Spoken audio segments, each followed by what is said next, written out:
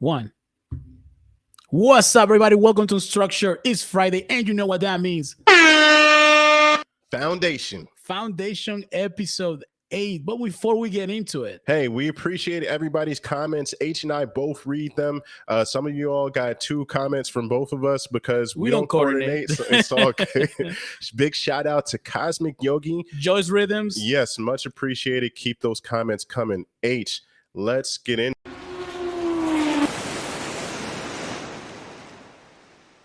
All right. Episode 8 was very interesting. We had 3 main questions we wanted to discuss today. The first one being, did Brother Day turn over a new leaf?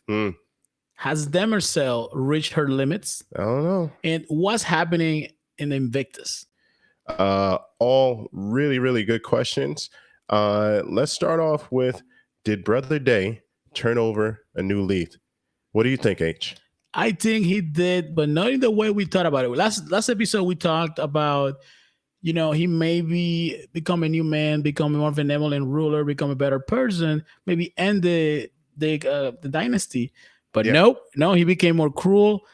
It's a callback to episode, I think 1 or 2. Yeah. When he was Brother Dung at the time.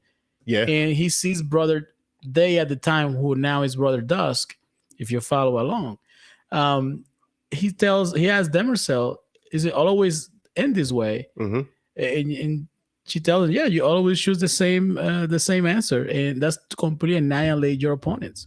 That's what happened in this episode. That's how he's becoming. Yeah, and I think later on we'll see that somebody who shall remain nameless reaches that point where she is tired of it. But getting back to Brother Day, he goes through the spiral and he encounters a fellow traveler who helps him when passenger, not kidding. fellow passenger who helps him when things get rough, and he tries to return the favor, but the fellow passenger gives in. I don't want to say gives up, but he gives in to the will of the mother. It's interesting because he gets to the end of the spiral and he doesn't have a vision, but he tells the leaders that he did have a vision, and the reason why is because he planned it all along. Yeah, he had a plan in mind.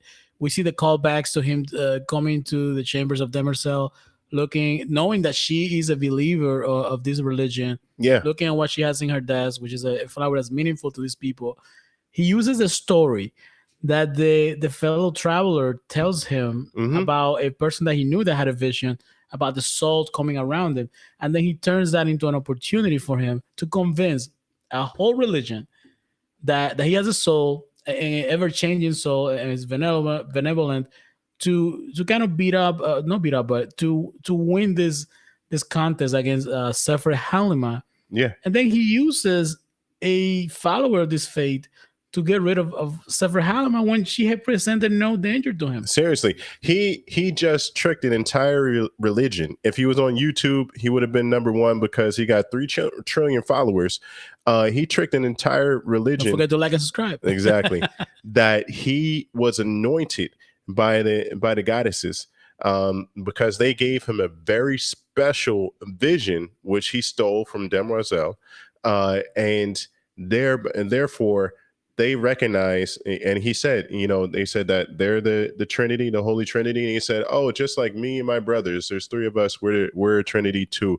They do everything but anoint him as another God, and they gracefully bow out. But like H said, even though they no longer are in conflict with him, he still kills his adversary, and that's where the turn a new leaf part comes into play. Because he shows his viciousness at that point. He had no reason to kill her, but he did because she stepped up to him. She pushed his buttons, and he wanted to eliminate her. Nobody challenges the emperor that way, and we're going to see more ruthless stuff going forward because I think that he's reached a point where he's just tired of it, and anybody that steps up to him will be annihilated. Go ahead. I have to say, by far, this was the best thing on the episode. I was hooked on this particular arc. There was other stuff going on. There was a lot of reveals going on, but this was the hook. I wanted every time that they were on screen. I was hooked. When they were gone, I was kind of tempted to fast forward and just get back to that particular part because that was the best part of the episode. I did struggle with some of the parts of it, so I wasn't so interesting. I wasn't too hooked It was a to little what's bit going on slower. with Gal. It was a little bit slower, and yeah, absolutely, because I guess they're laying down the groundwork for a stronger finish, episode 9 and 10. But yeah, I'm with you. It was a little bit slower on this one. That was the more interesting part. Go ahead. What were you saying, H? No, let's touch on this real quick because I Yeah, think we presented as a question. Let's just brush over real quickly. Gal basically doesn't want to go where Harry's telling her. Her senses tells her to go somewhere else, get off the ship, and now she's gonna be asleep for about 130 years. So probably gonna see a fast forward whether that's gonna happen next episode or episode 10. It's anybody's guess. yeah.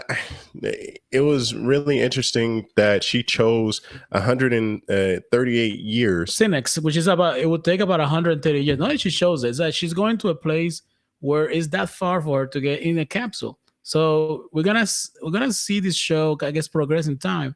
By the time she gets to where she's going, the galaxy is gonna be in a different place. We might see the destruction of the empire further down.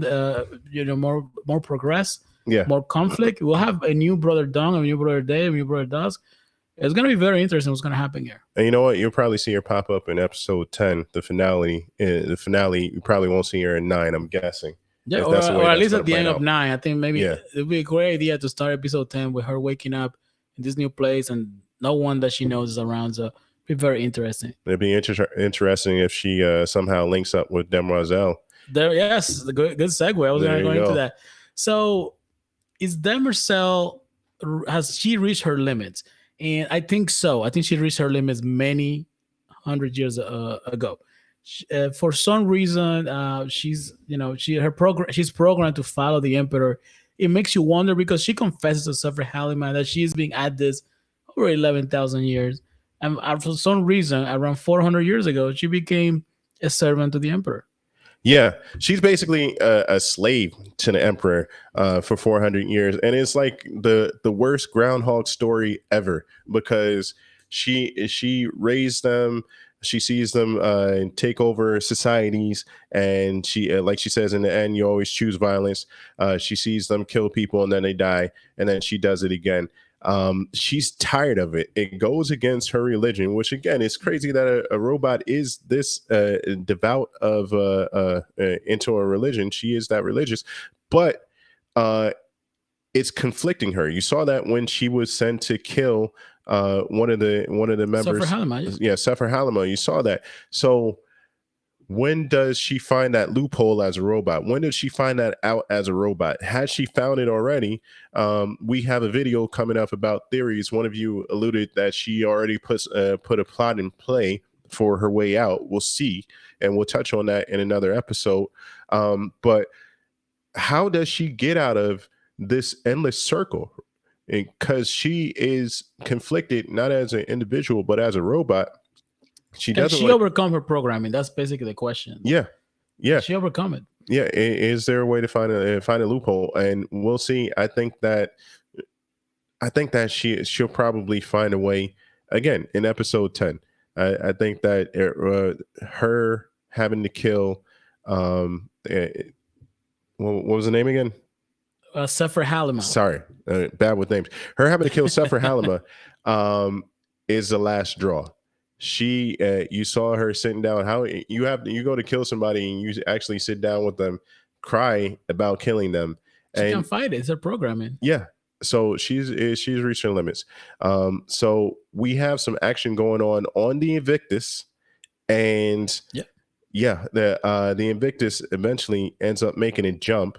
And it was very interesting how they got to that point, H. Yeah, we see that we first see one thing that you mentioned, that the Anacreons and Salvor have to work together, but then Salvor kind of turns on them, gets into the chamber where they can control the ship. Yeah. But then realize that a sacrifice has to be made in order to be able to navigate the ship. You have to connect to the ship. Without the operation, you're gonna die. She realizes that she's there to stop this particular crisis. Mm-hmm. That's what she's gonna do. But that she's interrupted by the Anacreons coming in, the Huntress shooting. She's willing to lay down her life in order for her people to live, which is a huge sacrifice. She doesn't get a chance to make that sacrifice, which is I guess fortunate for her, but at the same time she was willing to take it that far, which shows her character.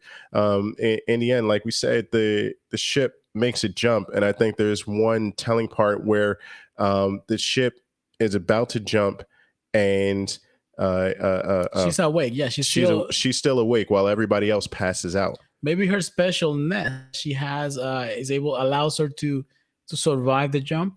Yeah. Because I don't think the Neckers are gonna survive. And where do you think the ship's gonna land? Let us know in the comments. Yeah. So we'll see how it goes. This episode, like we said, it was a little bit slower, but at the same time, I think they're setting things up for a really, really strong finish. So I'm looking for a little bit more action in the next two episodes. By the way, we have a preview episode for Dexter coming up this weekend, and we also have the theories episodes coming up within the next following days. Yeah, we have the preview episode for episode 9. We're gonna have the theories episode. Basically, what we're gonna do, we saw some of you guys have some great comments and some great predictions. Love the comments. We're gonna talk about those. So be on the lookout for that coming out probably tomorrow, more than likely, or Sunday. Then we have a preview episode of the new season for Dexter. We love Dexter from back in the day. We're hoping the series can be redeemed from that horrendous last season that he had previously. And we have a lot of content coming out. Was that during the writer's strike? Who knows? For sure. One thing before we forget. Don't forget to let us know the question of the day. What do you think is going to be the cliffhanger for the season, ending the season? Where do you think may end things? We're going to leave things before we pick it up on season 2. Hopefully not too long down the line. I'm curious to see what your thoughts are on what will be left unresolved. It's going to be and there's a few things that actually may be left unresolved. Who knows? Maybe they finish it all. More surprises ahead. So yeah, we have a lot of content coming up for you guys. Thank you again for all the love and support. And let us know in the comments if you have any suggestions for any topics, any shows you want us to cover. We would love to, to hear what you guys have to say. Awesome. Until then, I'm E and this is H, and we are